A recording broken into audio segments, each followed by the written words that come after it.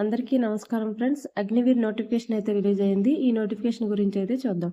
అర్హత వచ్చి కనీసం 50% మార్కులతో మ్యాథమెటిక్స్, ఫిజిక్స్, ఇంగ్లీష్ సబ్జెక్టులతో ఇంటర్మీడియట్ లేదా ఇతర గ్రూపులతో ఇంటర్మీడియట్ లేదా ఇంటర్ వొకేషనల్ లేదా 3 ఏళ్ళు ఇంజనీరింగ్ డిప్లొమాలో mechanical, electrical, electronics, automobiles, computer science, instrumentation technology, information technology.